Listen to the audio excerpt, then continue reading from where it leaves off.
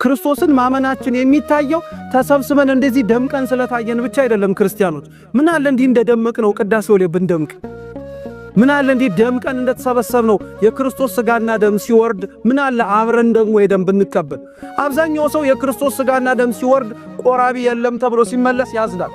ማንም ፈልጎ የወረደ ይመስላችኋል? እነ ገሌን መሰላችሁ እንዴ? እኛን እኮ ፈልጎን የወረደው።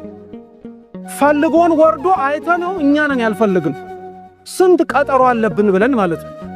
አደራ ክርስቲያኖች፣ አንድ ቀን አለመኖር አለ። የእድሜ ክልላችንን እያየን ነገ የሚነጋልን የሚመስልን ሰዎች አንታለን። የማይነጋልን ሰዎች ልንኖር እንችላለን። በአጭር ቋንቋ ከጽድቅ ሥራ የተፋተን በጣም ብዙ ሰዎች አለን የምንኖር መስለን። ለዛ ነው ክርስቶስ የወይኑን ሰራተኞች ሥራ ፈታችሁ ለምን ቆማችኋል ይላል። ለምንድን ነው ጽድቅ ሥራ ፈተን የቆምነው? ነገ ልንሰራው ነው? ከነገ ወዲያ ልንሰራው ነው? ሰው እኮ ዕድሜ ሲጨመርለት እንዲያውም ያልሰራውን ኃጢአት ለመስራት ከሚቻኮል የቀረውን ጽድቅ ለመስራት ነበር መፍጠን የነበረብን። ግን አለመታደል ሆኖ ምን ዋጋ አለው? አብዛኞቻችን ከጽድቅ ሥራ ተፋተን እውነተኛ መሆንን ጠልተን ጽድቅን መሆንን መፈጸምን እጅግ ተጸይፈን የዕድሜያችን መጨረሻ ላይ እግዚአብሔር ምሕረቱን መቼም አያሳጣን እያልን እንታለላለን።